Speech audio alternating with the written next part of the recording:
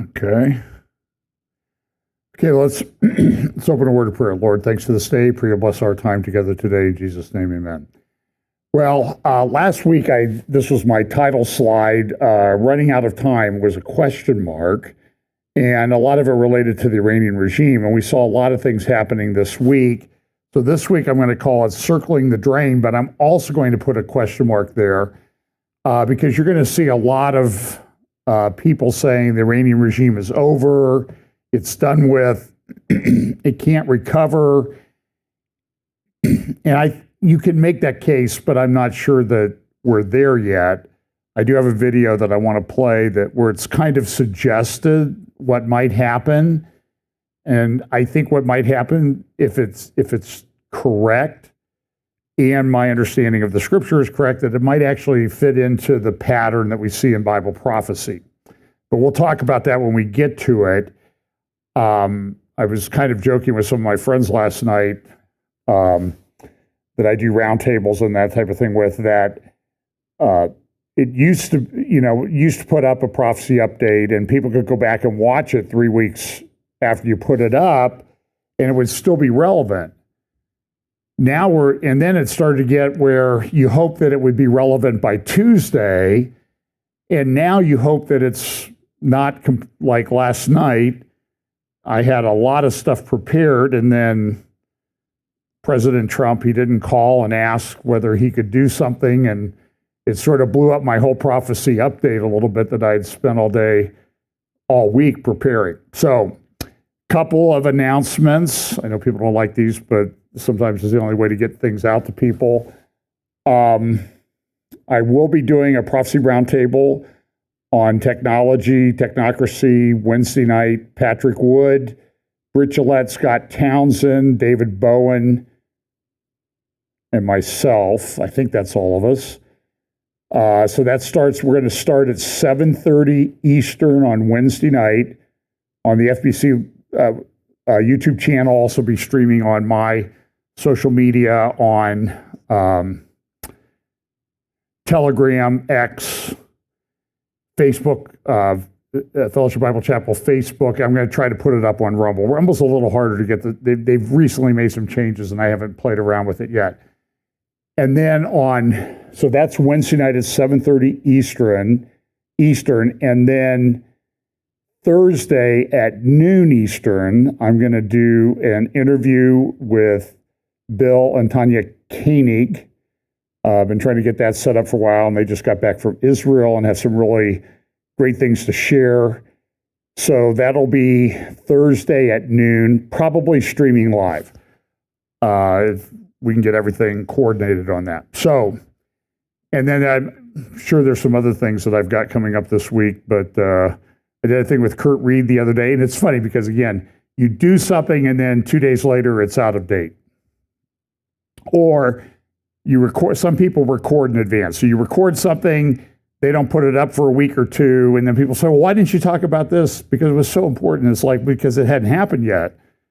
So anyway, so this is, again, this thing will be spinning like a top today, and I want to remind you of some of the core things that we talk about here. Daniel chapter 12, verse 4, but you, Daniel, shut up the words and seal the book until the time of the end. Many shall run to and fro, and knowledge shall increase. Verse 8, although I heard, I did not understand. Then I said, my Lord, what shall be the end of these things? And he said, go your way, Daniel, for the words are closed up and sealed till the time of the end. Many shall be purified, made white, and refined. But the wicked shall do wickedly, and none of the wicked shall understand, but the wise shall understand.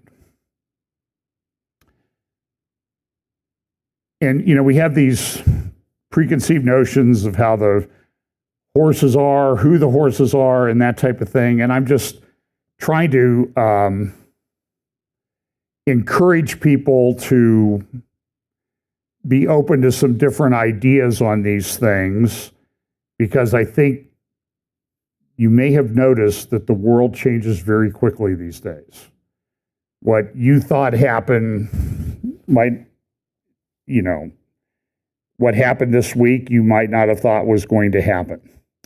So I'm going to focus mostly on the Middle East. I do have some stuff on AI technology and some other things, but that may be, I'll leave those for another time unless I have time.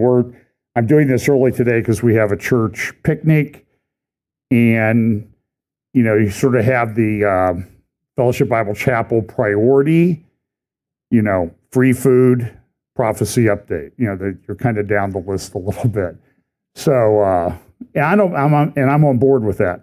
So we'll talk a little bit about what's happened. I did an interview with Brian Schrager on Thursday, and I had done one with him the Friday before, after everything had started. So Friday morning, I contacted him in Israel.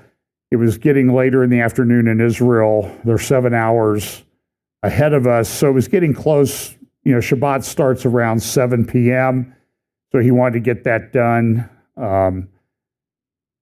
And so we did it. It's probably 5 or 5:30 Jerusalem time.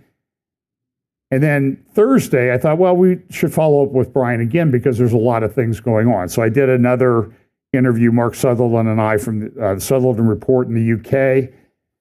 And we were talking, and it was kind of interesting. It was like, well, this war's been going on it's not been going on for a while. It's been going on for 6 days. It hadn't even been a week when we followed up, and there was so much going on.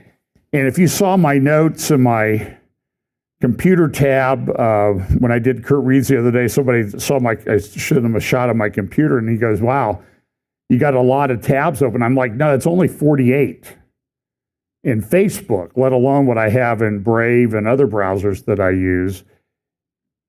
And sometimes I'll have 125, and it does sort of begin to affect the performance of the browser at that point.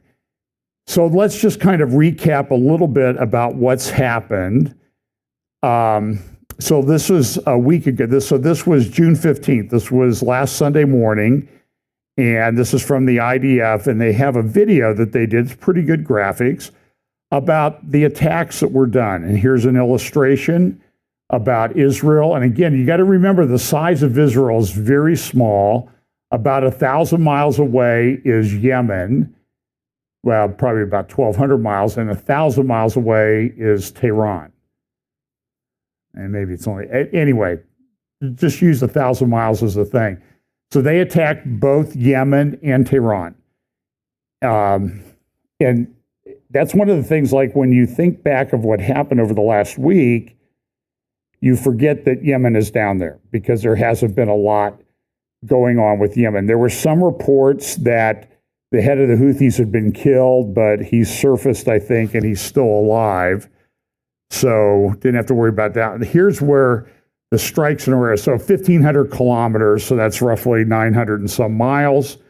And they focused mainly on the western provinces. They attacked air bases. They attacked air defense systems that had been reconstituted since the attacks back in October, where they took out most of the major air defenses of Iran. And Iran's been relatively unguarded since then in terms of air defenses. They took out nuclear facilities, bombed nuclear facilities. They took out air bases, particularly an air base up near Tabriz in the northwest part of Iran. They took out nuclear scientists. So what Israel did was they took out, over the past week, and we mentioned this a little bit last Sunday, but it's continued this week, they took out most of the leaders of the Iranian Revolutionary Guard, the IRGC. It's a stunning attack. You can see the pictures of the apartment buildings where these guys live in. A lot of them lived in penthouses in Tehran, which is maybe there should be a verse, woe to those who dwell in the penthouses, that you should not sleep too soundly. And so they flew drones or whatever it was right into the window and took out the guy. I don't know what the death toll is. I haven't been able to keep up with that. There have been a lot of people. I've heard 800 or so in Iran have been killed. There's been people killed in Israel as well. So they took out the upper echelon of the Iranian Revolutionary Guard Corps. They did not take out any of the religious leadership. There have been threats to do that. People have talked about doing that, and we'll talk a little bit more about that in a moment. But I think part of it, what happened was, and we'll talk about this kind of off and on throughout the update today. One of the concerns, or one of the goals, and you understand this is a war, it's very fluid. So what might have been the stated goal at the beginning is probably still the stated goal, but there are other goals as intel develops. For example, there were concerns that Iran was close to developing a nuclear weapon, or at least getting close to where they could assemble it very quickly. And you'll see Tulsi Gabbard talking about that. And there's a lot of controversy in the politics in America right now about we don't want to be involved in any wars, and this doesn't involve us, and they're not anywhere near developing this nuclear weapon and that type of thing. And they've been talking about this for 20 years. And it may be, which nobody ever considers when they talk about this, that, yeah, it's been talked about for a lot of years. And it may be that they've been close for a lot of years. It may be that they've distributed aspects of a nuclear weapon so that one attack won't take out and completely shut down the program. And they have it distributed so that they can reassemble, get everything assembled very quickly. There was a lot of talk about taking out regime change. That also became sort of a stated goal from the Israelis at some point this week. But the question is, when you do that, it's very tricky. So you're trying to affect regime change in a country with just air assaults. There's no boots on the ground. And I can tell you, if you look at the way Iran is built, there probably aren't going to be boots on the ground. Iran is very mountainous. If you drive around the western United States, you'll get a pretty good idea. It has a big central desert. It has mountains. Tehran itself is ringed by mountains. There are ski resorts very close to Tehran. And some people call it a fortress country. So in today's terms, with technology and drones and that type of thing, I really doubt that there's going to be a big invasion, a physical land invasion by armies of Iran. I just don't think it's going to happen. So the question is, how do you affect regime change? And are the people in Iran really on board with regime change? And it's a very mixed bag, what you get. Some people are, we want the regime to fail. This is the greatest thing ever. To, how dare the Americans or Israelis try to tell us what to do? We're going to stick with our regime as bad as it is because it's our regime.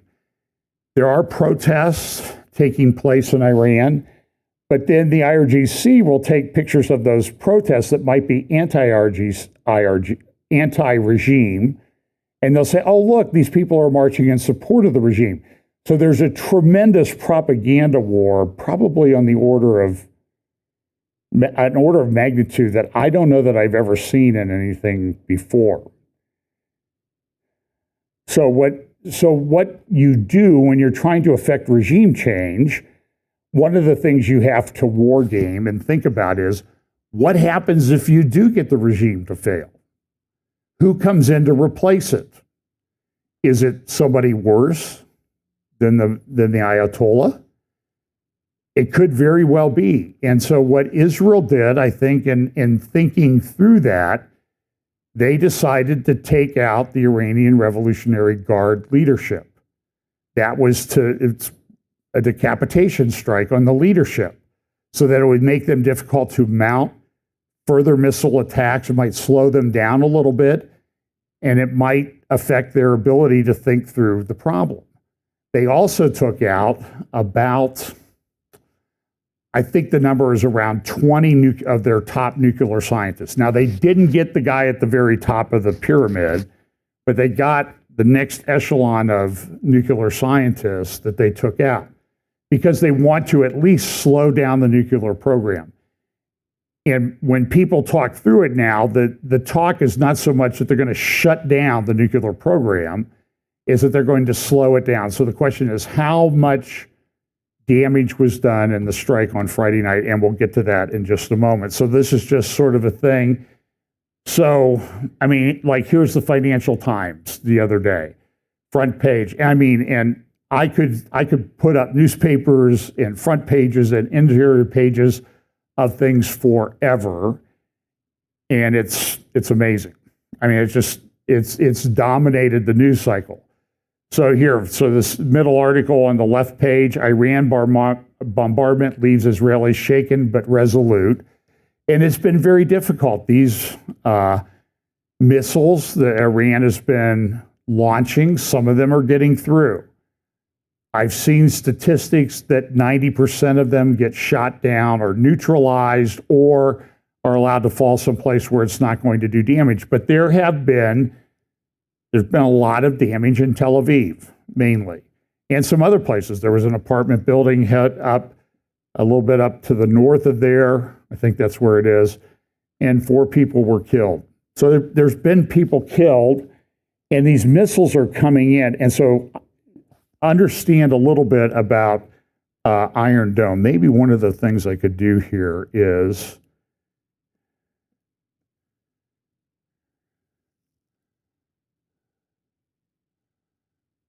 okay, this is my Red Alert app. This is Zofar. So, for example, this is what I saw on my app last night. I think this is one of the attacks last night. And so what you do is everybody that is in, I got to find my mouse here.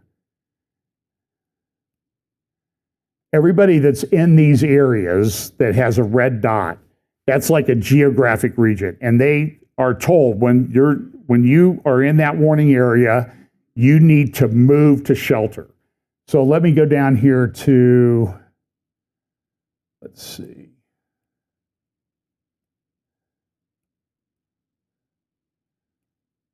Okay, for example, here's Ben Gurion Airport, and the contrast is not, it looks better on a phone than it does on the computer screen. But you see, there's Ben Gurion Airport, that blue area. That's a very important area. You don't want people attacking Ben Gurion. And air traffic's been closed in Israel, and we had friends of friends. The couple was on vacation. I think they were in Italy, and the war started. And they didn't know what to do.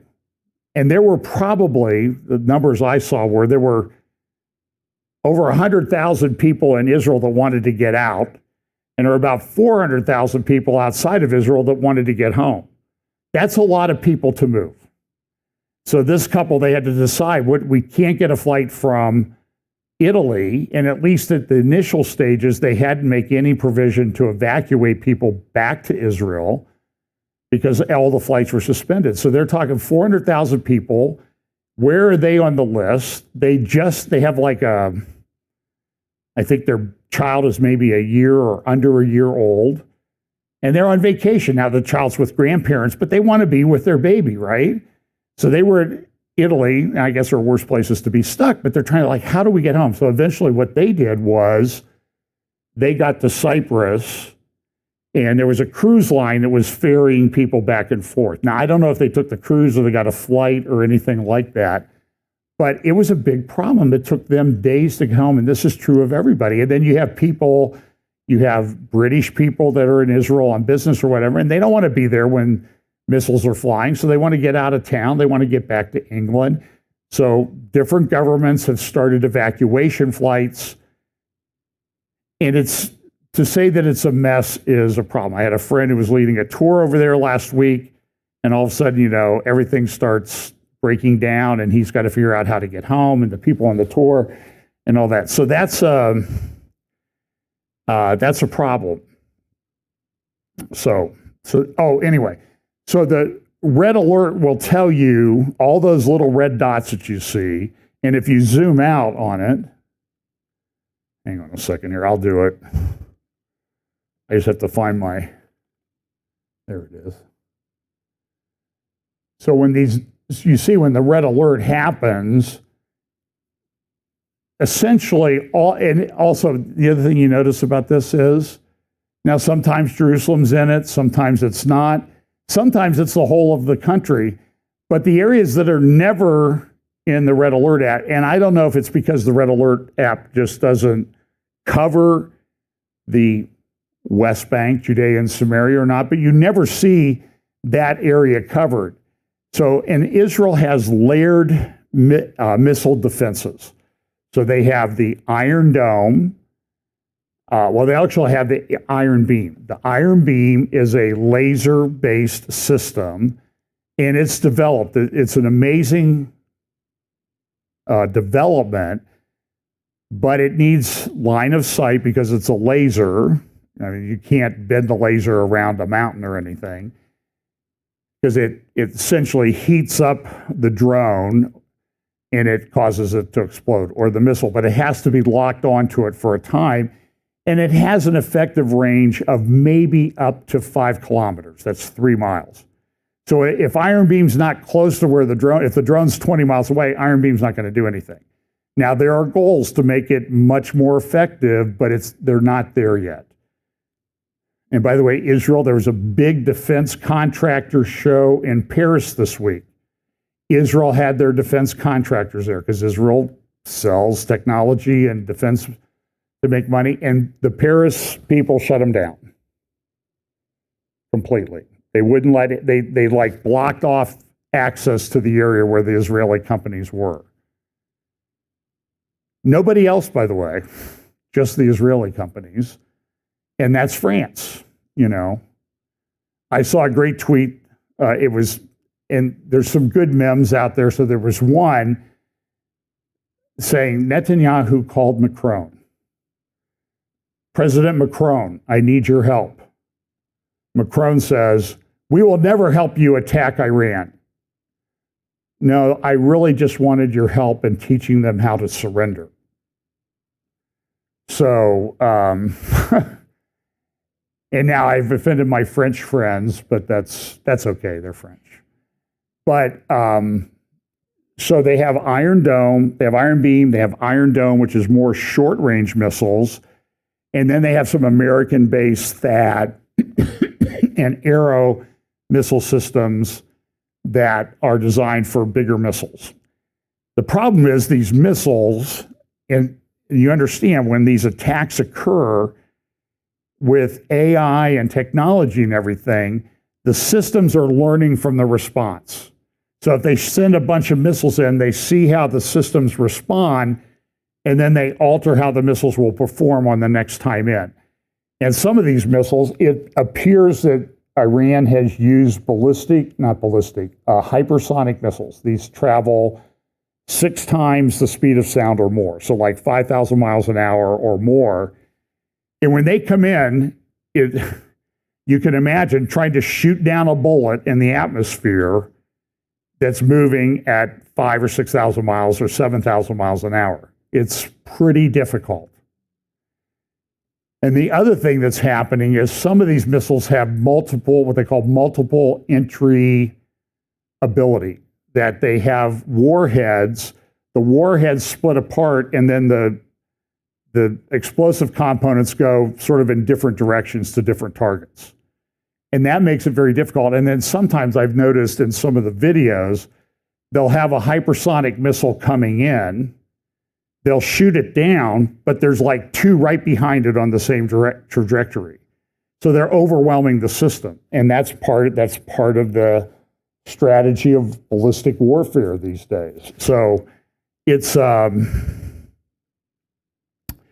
very difficult situation. So, and then here, this is this article on the Financial Times. And now my thing's frozen up. Do this.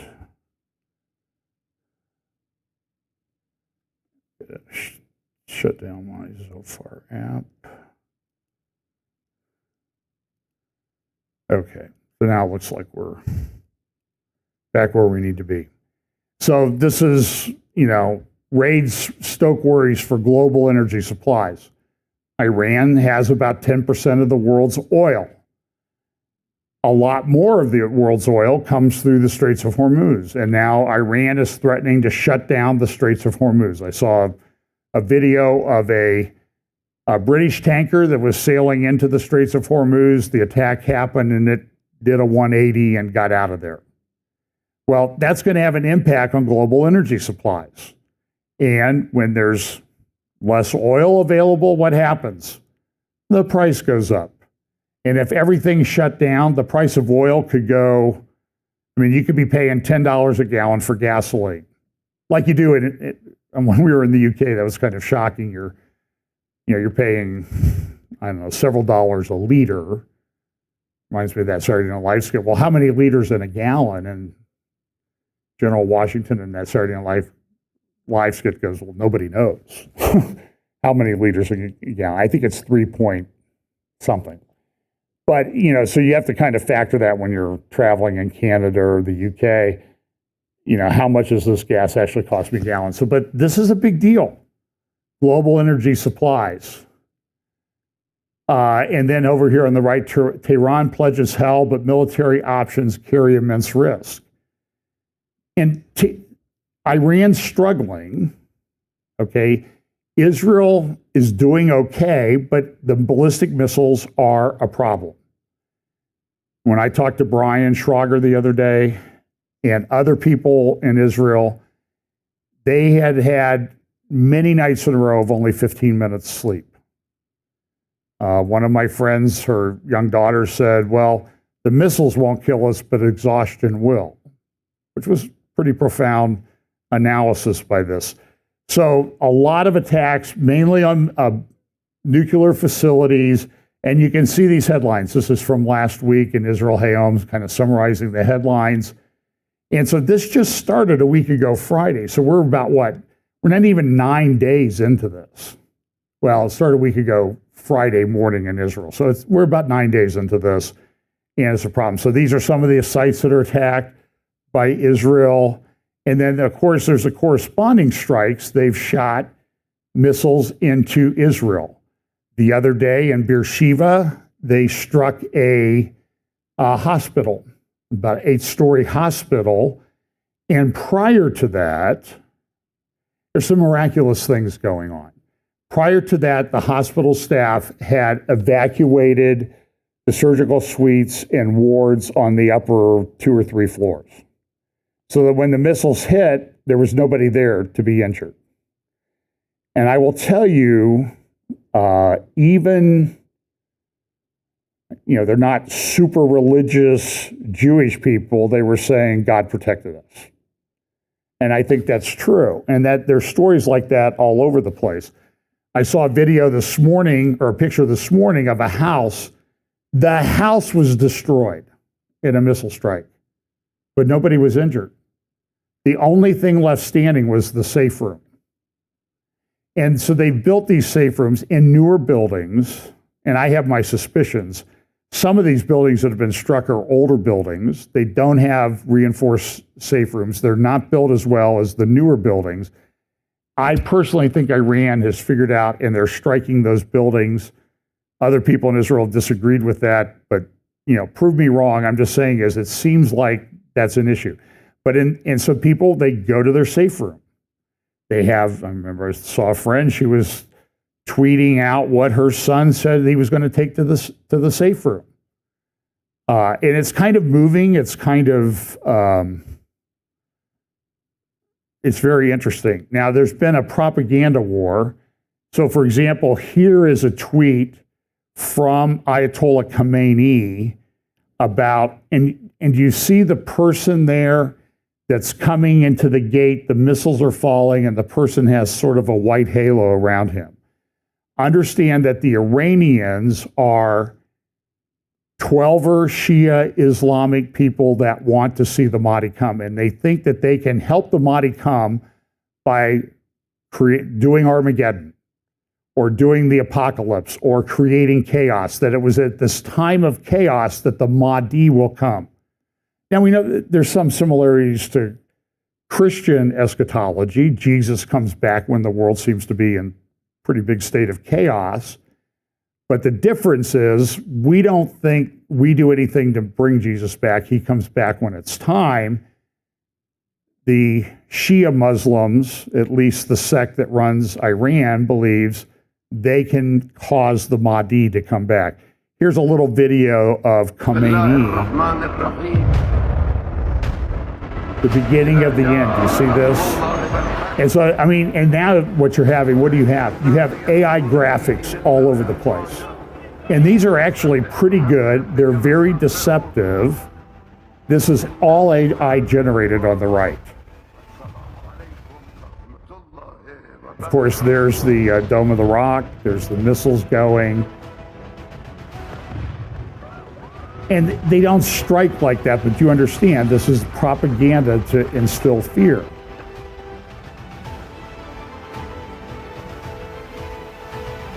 And here comes this sort of Mahdi type that's coming. So here's a picture. This is in Tehran. They have this big, it's a Khorsham missile. I'll talk about that in a moment. And in this area of Tehran, they have what I always refer to as the Dome of the Rock bouncy house. You know, they have this Dome of the Rock, this blow-up Dome of the Rock, and you'll see it in a lot of the protests and that type of thing. And my hope is that maybe AI will analyze the picture and say, missile and that must be a good target for the missile. And it'll be built into the missile system. Because if they're shooting these missiles into Israel, and they're shooting them into areas where something could happen. So here's the Khorsham missile, and it's always, you never know whether it's real or not till it happens. So there's been no official confirmation that these missiles have hit, but people that live there have told me that they do think that these missiles have hit. And they're very fast. They come in, as I said, very quickly. They have heavy warheads, and they can cause a lot of damage. Particularly, I mean, you get a warhead exploding and it's hitting the ground at 7,000 miles an hour. That's going to cause some damage. And it's also very difficult to shoot down. And by the way, it's very expensive to shut down. Now, I don't know what one of those missiles costs. I've heard $500,000, maybe more. But the missiles to shoot it down, cost maybe $2 to $4 million each. So if you shoot 4 of those to shoot down one missile, you're talking like $10 to $15 million to shoot down a $500,000 missile. And the economics don't really work. And this is true in all the wars that we're fighting right now. So that's why Iron Beam is such a big deal. If they can get it operational on a much larger scale, Iron Beam can shoot down a drone or a missile for $1 to $5 of electricity. Big difference. So there was a nuclear reactor in Iraq. Now, Iraq, not Iraq, Iraq. Some say it was not operational, but Israel went in and they hit the dome, the reactor building, and took it out. And here's a IDF AI generated, computer generated thing of that. Now, some say that that reactor was not working. And you can see this is before the missile reactor is up here towards the middle upper left. That's the reactor building that they hit. And again, here are protests in Tehran. You see the Hezbollah flags. And again, they have the Dome of the Rock bouncy house. Israel came out and said this is going to be a prolonged war. Nobody knows how long this is going to be. So we're about 9 days into this. Not going to be 2 or 3 days. It's not. I think Netanyahu, in his initial speech, said it could be a couple of weeks. I don't know. I think there has been. They've significantly degraded Iran's ability to launch missiles. So you can have a missile. You can have 1 million missiles, but if you only have one launcher, you can only shoot one missile at a time. So that's why what Hezbollah had done was they had set up so that they had, at one point, I think eventually the missiles got changed the ratio, but the ratio was 2 missiles for every launcher, which meant they could just overwhelm the system. They could overwhelm Iron Dome. I mean, Iron Dome is great, very effective. So is Arrow, so is the THAAD system from the United States, but it has limitations. There's the thing I talk about, logistics. There's a logistics to these wars today, and they're very difficult, and they're changing. I mean, we just saw what Iran or Ukraine did to Russia. And some of that was similar things were done by Israel to Iran. They had set up a drone manufacturing factory inside Iran, and they were running it. Just like Ukraine had created trucking companies and factories to manufacture these drones, because the drones only have, because especially if they're carrying a heavy explosive, the drones only have a range of a couple kilometers, 1 or 2 miles they can go. So if you're going to launch that at a target, you got to be within 2 miles of the target. So if you're 5,000 miles or 4,000 miles away in Ukraine, the drone's not going to do you any good. But if you can move it closer, and so this is the change of warfare. So, but the other thing that was happening, now these are from Iran military channels. Tonight, there will be a big surprise, and the world remember it for centuries. So that's June 19th. So that was Thursday night. They tweeted that out in the afternoon on Thursday. I don't know. And so, so they do this, they have this video, and Iran does the computer graphics too. Now, some of these are real, but some of these are computer generated, because you can kind of tell if everything is identical from one missile to the next. But it's hard to tell. I mean, I'm suspecting that some of these are computer generated.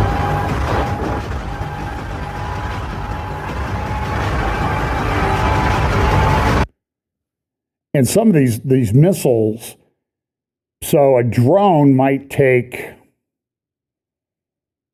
these Shahed drones that they use, that they sell to Russia. It'll take them a while to get there, because they fly at probably under it takes them 4 or 5 hours to get to Israel from Iran.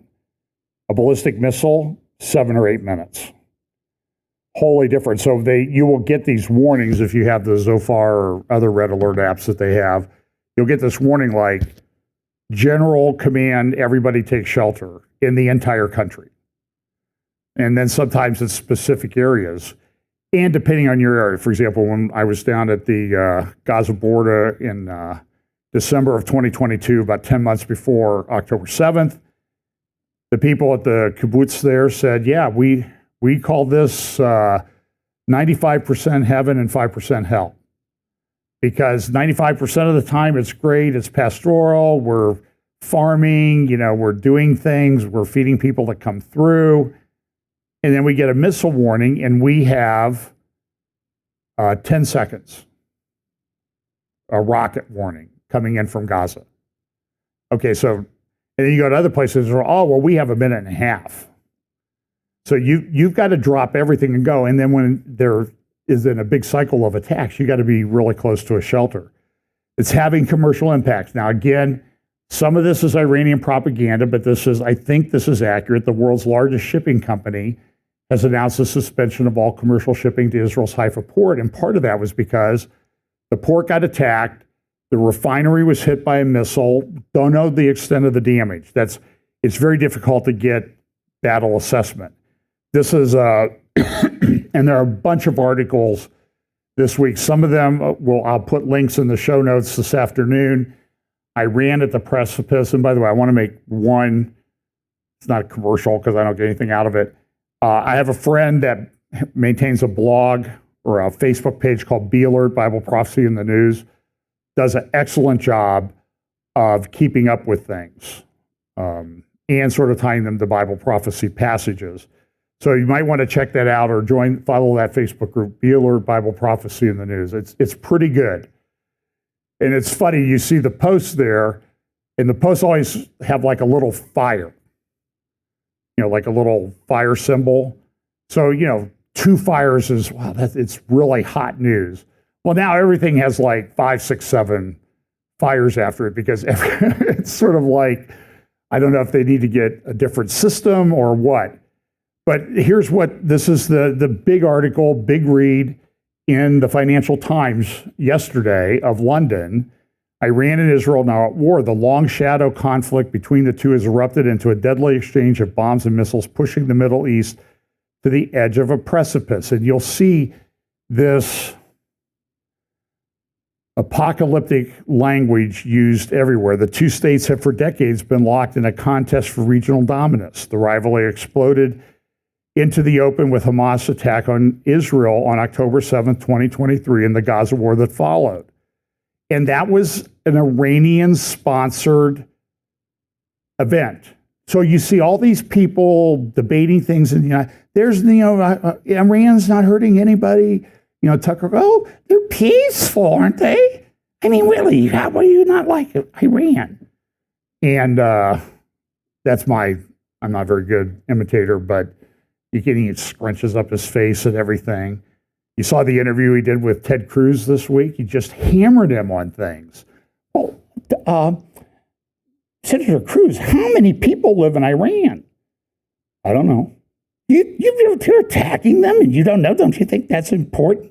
Is it 40 million? Ted Cruz goes, it doesn't make any difference. It's what they're doing. Well, they're 93. Okay, they're 93 million people. Thanks for that information. And by the way, remember when he interviewed Munther Isaac, the anti-Israel Marxist liberation theologian, Palestinian pastor, was like, well, isn't it just terrible what Israel does to you? It was all these softball questions. Same thing with Vladimir Putin. But you get somebody who's pro-Israel, and Tucker Carlson will hammer her in an interview. What does that tell you? And then Tucker, I'm not anti-Semitic. Okay, well, you may not be, but you play one on the internet. So here, in Iran, they're having issues. Their people are concerned. I mean, they have these attacks coming in. I think Israel's done a pretty good job of targeting military people or assets, but then again, it's the same thing that happened in Gaza. They put a Hamas base under a hospital. And then if Israel bombs the base, they have to go through the hospital and say, oh, look at Israel's committing a genocide. And it all gets very this. And there's an interesting article here on the right. This is from the Times of London, either yesterday or Friday. Well, first of all, there's another article here at the bottom. 2-week Trump keeps military and MAGA on side.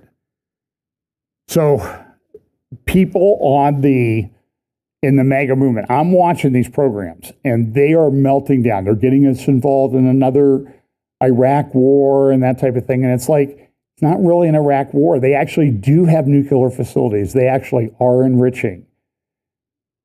Oh, they're not doing anything. We're being drug in. Well, listen, at least if you believe Trump, we're not putting troops on the ground, are we? So an airstrike, I don't think, is the same as putting troops or boots on the ground.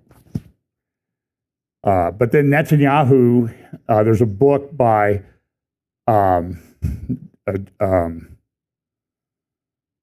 Jeremy Bob, who writes for the Jerusalem Post, and he wrote a book. And so you always look for things. So like when they took pictures of Benjamin Netanyahu at his office, he had this book right near him. And the book talks about the security situation. And it says, they have gone after Iran's missile program, killed much of its military leadership, and are threatening to decapitate the regime, all the while admitting that even the principal target, the nuclear program, might only have been set back, not permanently ended. So Bob, the author of the books, one of the co-authors, says, what is Israel going to do? Is it going to bomb Iran every year? That doesn't sound very realistic. This is a long-term problem. Now, there are some hopes that the attacks that they've done this week may have set them back 4 or 5 years. And they took out the leadership, but that still means that there's embedded in the Iranian structure is how to build nuclear weapons, how to do nuclear programs. Even though they've taken out a lot of the leadership, it's still a problem. So what do? You have to continue. And now you're back to the situation that they had with Hamas in Gaza. They called it mowing the lawn. Every now and then you got to go mow the lawn in Gaza and take out some of the leadership, but you never really you didn't eradicate the problem. And it's very difficult to do. It's like weeds in your flower beds. You got to go take care of them we were gone for a month and our flower beds look awful. So this is Al Akbar newspaper. Was a Hezbollah newspaper, still is, in Lebanon. And I'm trying to remember what the title of that is. One Blood, that's what it's called. One Blood, I think, is that the word? Does it mean one blood? One blood, okay. And so there's a big article in the Financial Times, the big read, yesterday's Financial Times, Netanyahu's war with Iran. And it goes through a history of that. So Friday night, we had this big attack. And I'll go through that. So the main big underground facility, they had Natanz, and they had Fordo. Not Frodo, that's from The Hobbit, or Lord of the Rings. So they bombed Fordo. They took these B-2s, and this is buried underground 250 to 300 feet. And if you look at a mountain, like if you drive around the west, think of what's it going to take to get down into the reinforced concrete structure underneath. It's going to take a series of really big bombs. So we have the B-2 bombers, we have B-52s. These bunker buster bombs, the GBU-57, I think is the number. They weigh about 30,000 pounds. A B-2 bomber like this, it's stealth, but it's not really stealth. It's might look like a regular airplane, but it's not totally invisible to radar. But they're very cool looking airplanes, I think. But they can carry 2 of these, and Israel does not have any ability to drop a bomb, to get a bomb like that into the air and fly it all the way to Iran. So I don't know how many of these bunker busters were used. I've heard 6 to 14. They're very expensive. They have the ability, they have fins on them so they can be flown they're dropped about 7 miles, from 7 miles up. That lets them go very, very fast when they're hitting. Speed helps them drill down into the earth. They have armor on them and they're able to get down. I've heard about 100 feet, 90 to 100 feet. And so what you have to do is, if you got a 300-foot deep bunker, you got to drop 3 or 4 bombs in the exact same spot. So you can get 2 on a plane. So we had a bunch of B-1 bombers, and there was some stealth involved. They flew here. So Fordo, this is a sort of a hit. This will sort of show you how Fordo is built. This is their uranium enrichment, but underground, there's these tunnels, all steel, concrete, reinforced. And so the question is, how do you get down in there to get at these things? And do you just shut down all the entrances and wait till they dig them out? But then what do you have the problem? They're going to rebuild it. They're going to start using it again. Then you got to bomb it again. It's a constant problem. And so maybe people think, well, maybe we can change the regime and they'll dismantle it. And I'm just not sure that's going to happen. There were some reports, Emily Schrader tweeted this yesterday, about boots on the ground at Fordo. I'm not sure. I haven't really seen that anywhere else. But in the MAGA movement, there's a lot of talk that, well, Tulsi Gabbard and our the director of our national intelligence, they say Iran's not building nuclear weapons.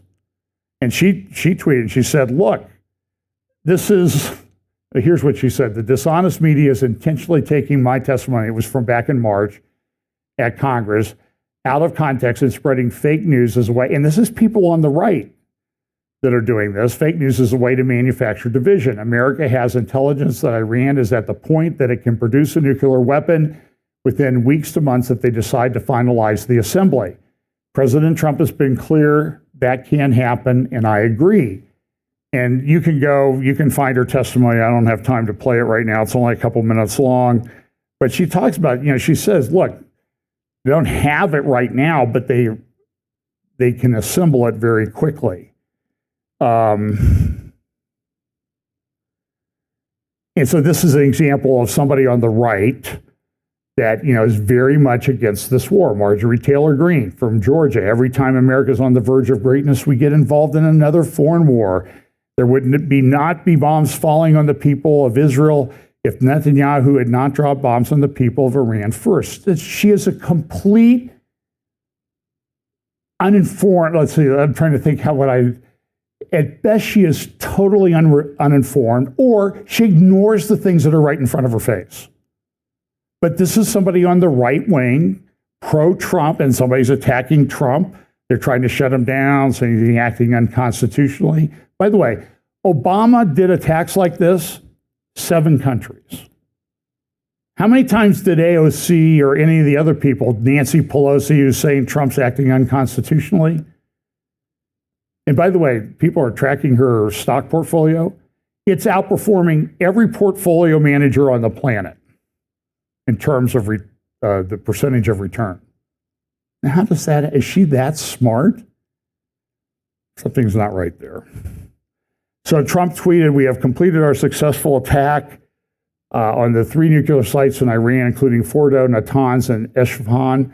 All planes are now outside Iran airspace. A full payload of bombs was dropped on the primary site, Fordo. All planes are safely on their way home. Congratulations to our great American warriors. And then he retweeted this a little while later. Fordo is gone. And then he tweeted, I'll give an address to the nation. And of course, before he gave the address to the nation, Antonio Guterres had to get in line and say, oh, this is just terrible. Look, we think this is just so awful what Trump did. And by the way, do you ever see him say anything like this when like Hamas attacked Israel? I don't remember it. I think I would remember it because I actually read most of the stuff that he says. Here's Trump, his statement last night, about 10 o'clock.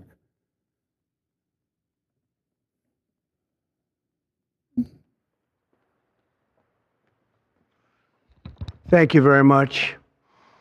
A short time ago, the U.S. military carried out massive precision strikes on the 3 key nuclear facilities in the Iranian regime, Fordo, Natanz, and Esfahan. Everybody heard those names for years as they built this horribly destructive enterprise. Our objective was the destruction of Iran's nuclear enrichment capacity and a stop to the nuclear threat posed by the world's #1 state sponsor of terror. Tonight, I can report to the world that the strikes were a spectacular military success. Iran's key nuclear enrichment facilities have been completely and totally obliterated. Iran, the bully of the Middle East, must now make peace. If they do not, future attacks will be far greater and a lot easier. For 40 years, Iran has been saying death to America, death to Israel. They have been killing our people, blowing off their arms, blowing off their legs with roadside bombs. That was their specialty. We lost over 1,000 people, and hundreds of thousands throughout the Middle East and around the world have died as a direct result of their hate. In particular, so many were killed by their general, Qasem Soleimani. I decided a long time ago that I would not let this happen. It will not continue. I want to thank and congratulate Prime Minister Bibi Netanyahu. We worked as a team like perhaps no team has ever worked before. And we've gone a long way to erasing this horrible threat to Israel. I want to thank the Israeli military for the wonderful job they've done. And most importantly, I want to congratulate the great American patriots who flew those magnificent machines tonight, and all of the United States military on an operation the likes of which the world has not seen in many, many decades. Hopefully, we will no longer need their services in this capacity. I hope that's so. I also want to congratulate the chairman of the Joint Chiefs of Staff, General Dan Raisin-Kane, spectacular general, and all of the brilliant military minds involved in this attack. With all of that being said, this cannot continue. There will be either peace or there will be tragedy for Iran far greater than we have witnessed over the last 8 days. Remember, there are many targets left. Tonight's was the most difficult of them all, by far, and perhaps the most lethal. But if peace does not come quickly, we will go after those other targets with precision, speed, and skill. Most of them can be taken out in a matter of minutes. There's no military in the world that could have done what we did tonight, not even close. There has never been a military that could do what took place just a little while ago. Tomorrow, General Kane, Secretary of Defense, Pete Hegseth will have a press conference at 8 a.m. at the Pentagon. And I want to just thank everybody, and in particular, God. I want to just say, we love you, God, and we love our great military. Protect them. God bless the Middle East. God bless Israel, and God bless America. Thank you very much. Thank you. So that was his talk. He followed that up with a tweet a little bit later, sort of reiterating what he had said in that talk. Any retaliation by Iran. So Iran's coming out, they're saying, we're going to attack you. There's a lot of concern right now, and I think it's legitimate concern because of the people that have been let into the country on an epic scale by the prior administration, that there are a lot of sleeper cells in the United States and they may be awakened. This is a graphic. You can find this on the internet. Just look up Bunker Busters graphic on a Google image search, and you'll find this. So you can see the GBU 57, how much deeper it can get than all the other ordinances. But then again, it's limited. I think only a B-52 and a B-2 can deliver that size of an ordinance. Israel doesn't have it. Very few countries have an aircraft that can deliver a bomb like that. Here's Prime Minister Netanyahu gave a couple of talks. This one's in English. This is what he had to say after the news came out. Congratulations, President Trump. Your bold decision to target Iran's nuclear facilities with the awesome and righteous might of the United States will change history. In Operation Rising Lion, Israel has done truly amazing things. But in tonight's action against Iran's nuclear facilities, America has been truly unsurpassed. It has done what no other country on earth could do. History will record that President Trump acted to deny the world's most dangerous regime the world's most dangerous weapons. His leadership today has created a pivot of history that can help lead the Middle East and beyond to a future of prosperity and peace. President Trump and I often say, peace through strength. First comes strength, then comes peace. And tonight, President Trump and the United States acted with a lot of strength.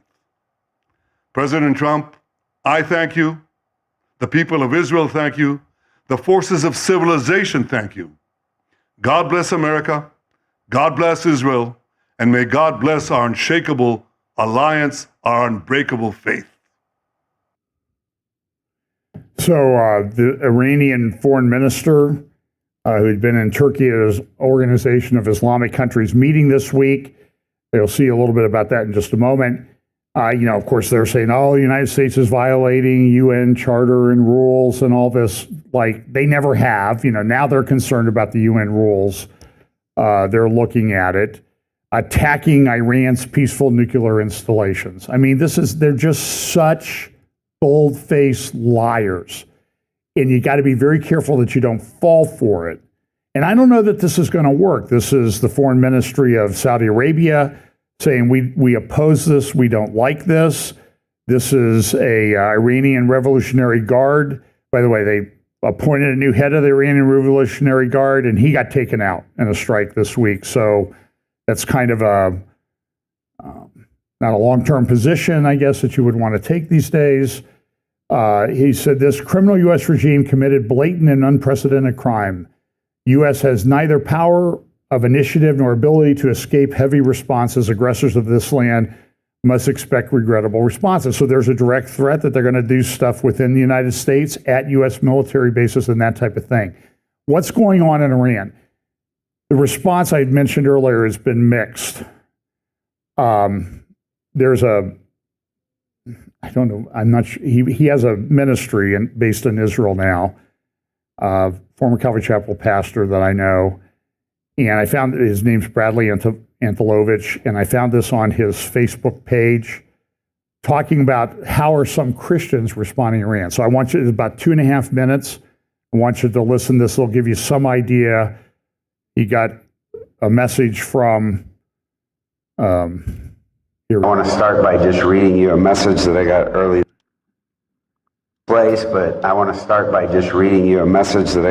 this morning.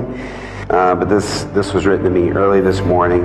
Why at our house church here in southern Iran, brothers asked me to write you to beg the church in the West to pray for Iran. For all of us who are hostages of this Islamic Republic, Ayatollahs and their regime. While $100 equals 7 million toman, that's their money. And the morality police is back to beating us to death for not keeping Islamic rules and laws. We worked a month for only $100. Everybody are hungry and mentally unstable at this point. Because of sanctions, there is no medicine for us. For years, we are shouting for help, but no one comes. Islamic Republic is not Iran. Please tell the church in the West, Islamic Republic is not Iran. Last night, everybody here, pray Israel, be safe. We prayed for hours, and we hear none died. And we were happy of this. But dear brother, we were happy about the attack, because this might be the beginning of our nation being invaded by Israel and the U.S. in order to save us.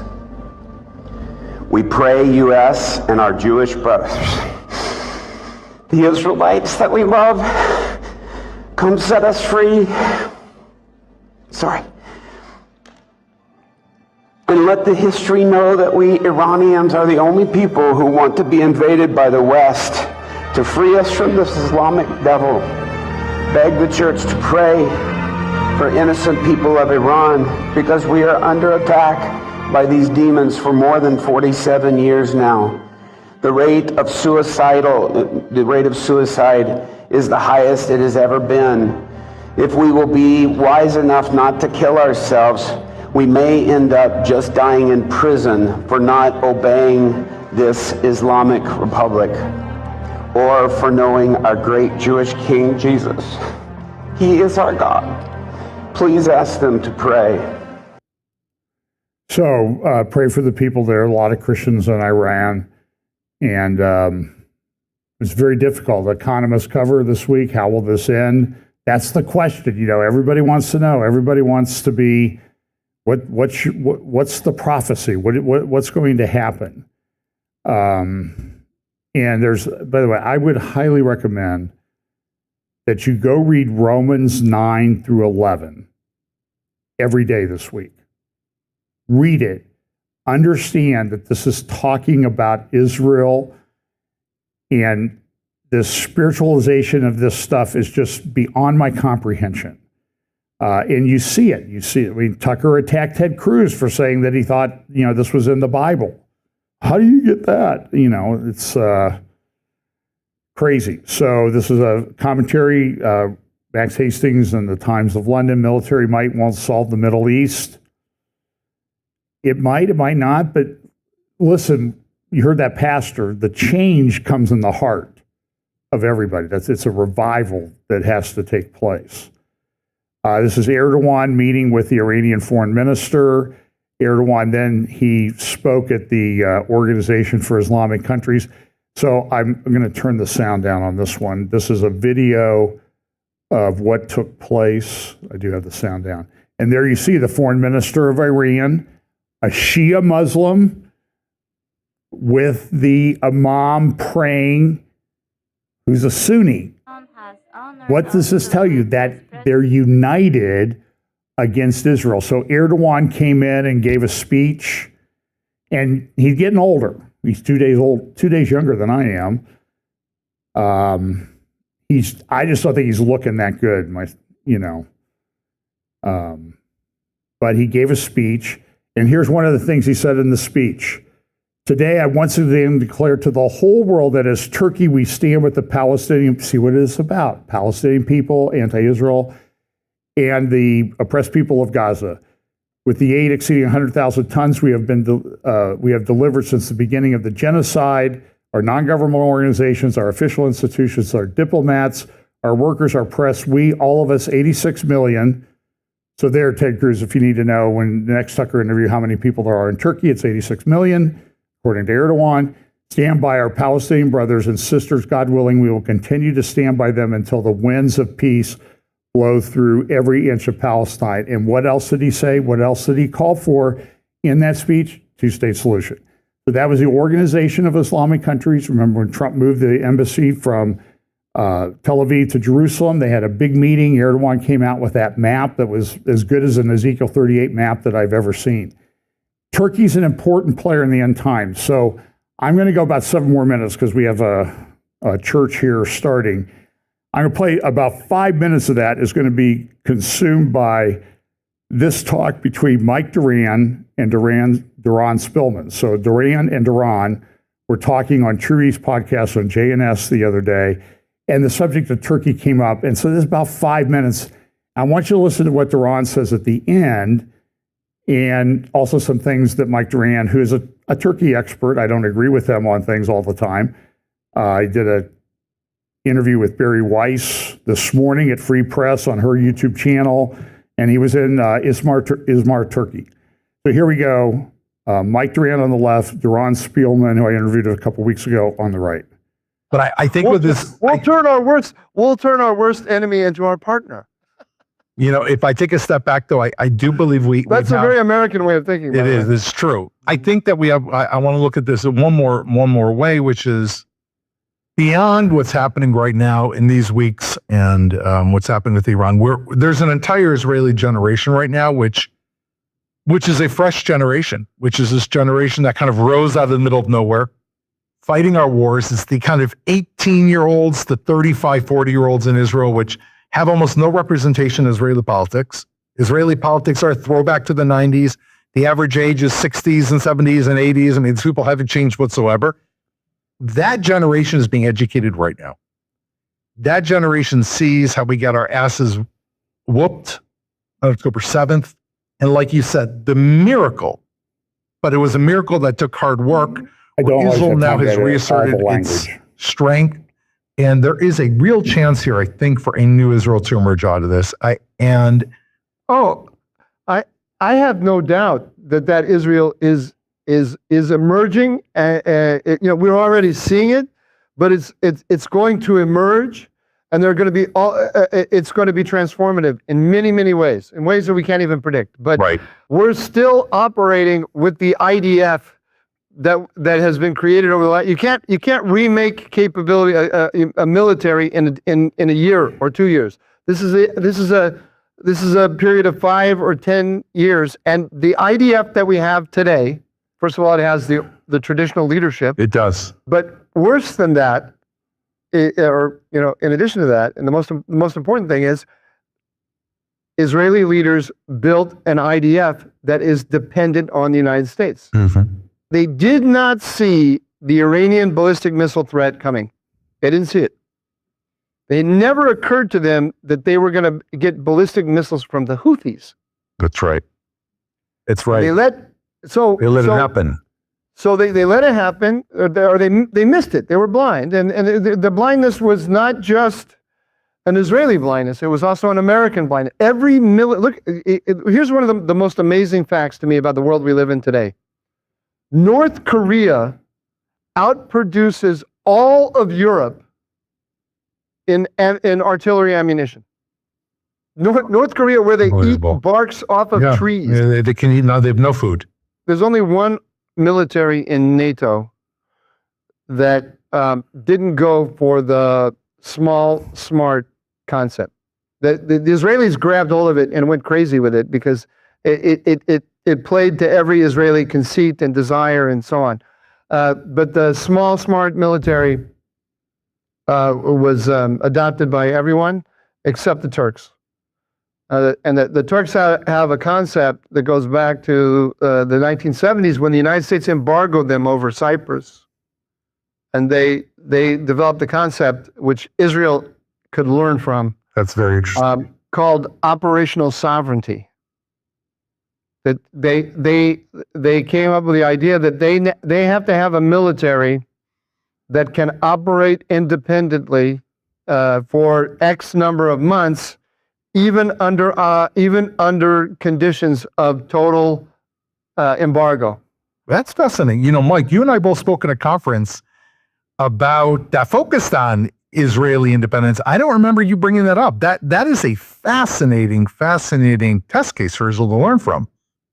Yeah, Israel has a lot to learn from the Turks. I think that is brilliant, and I know that you're uniquely positioned to make that happen. I guess if Turkey doesn't try to reposition itself and take over Iran, and we have some type of assumed victory, and hopefully long-term guarantees, I think it'd be very interesting.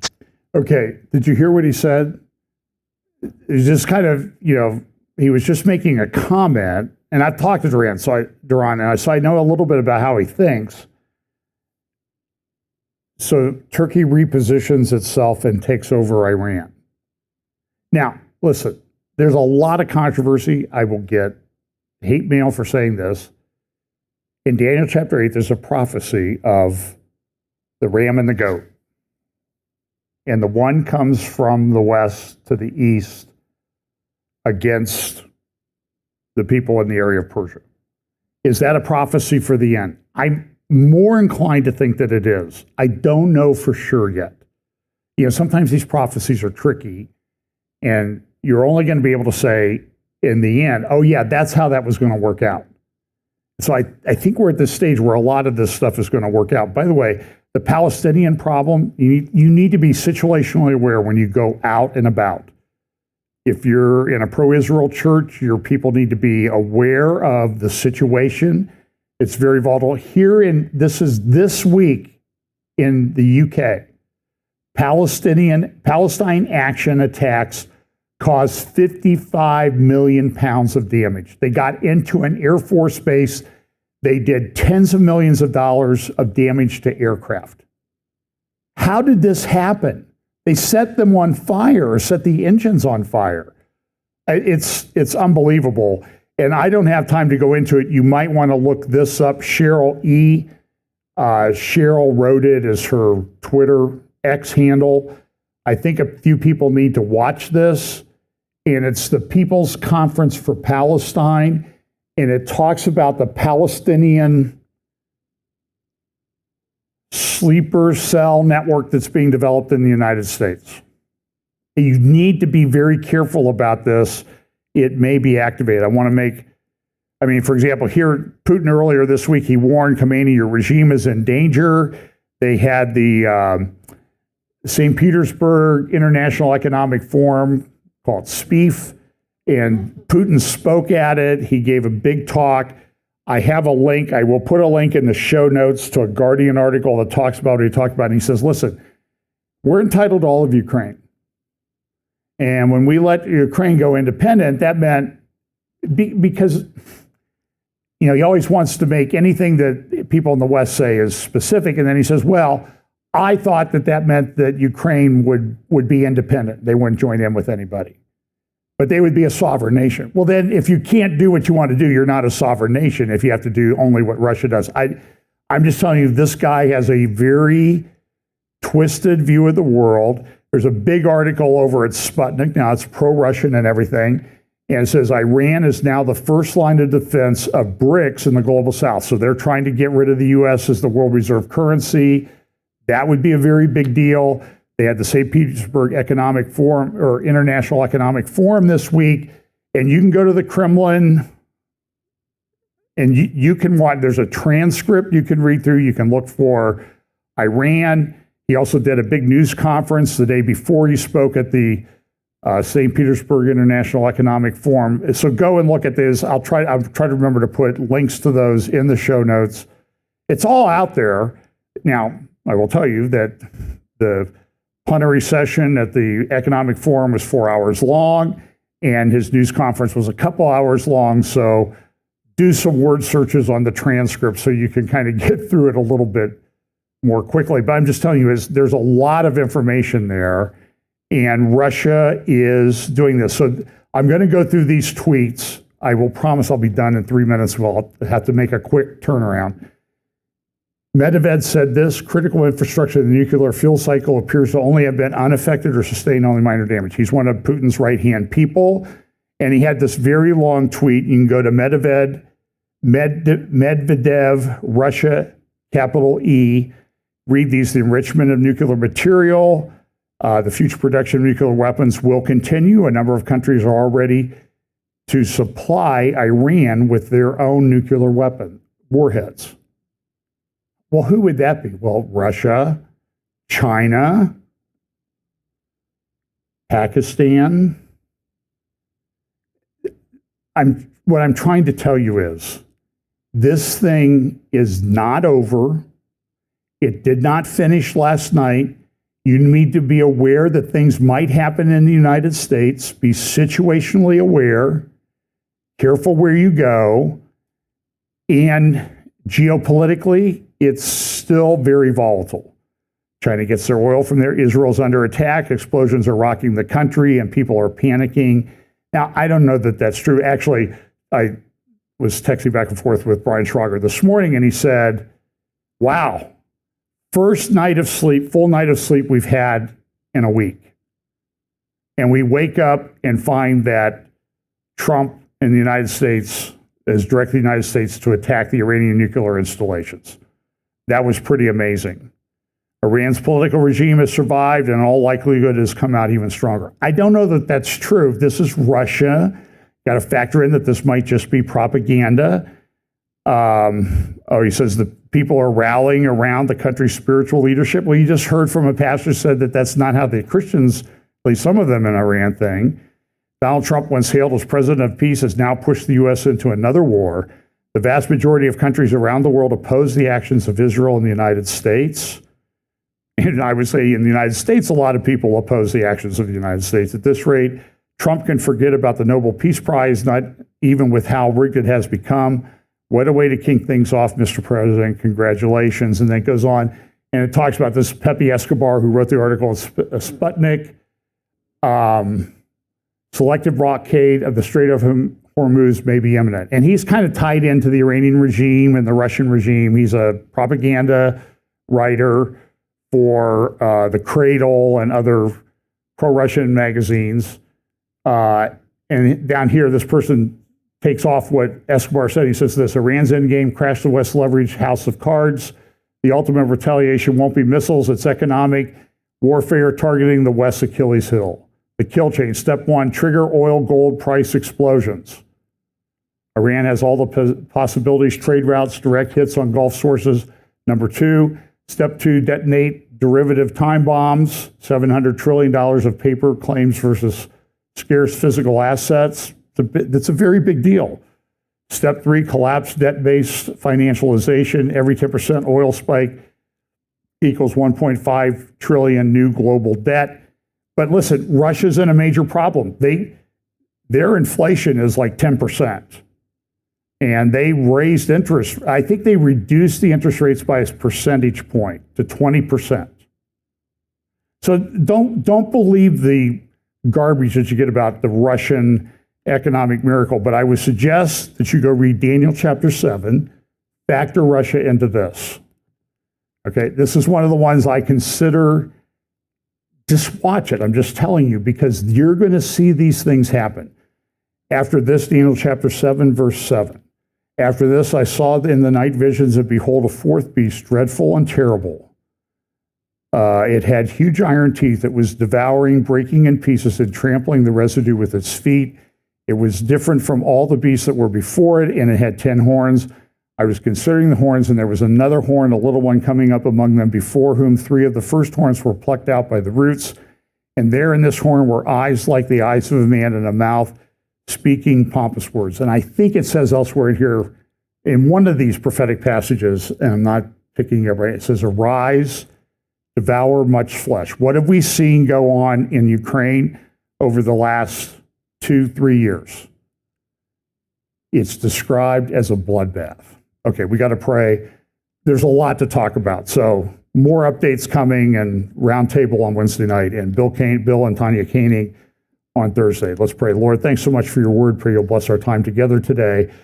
Please give us not a spirit of fear, but a spirit of power. Lead us by your Holy Spirit. Give us understanding of the scripture and opportunities to share the gospel with those around us, because it's a very volatile world, and it seems to get increasingly volatile by the week. Bless us this week. In Jesus' name, amen.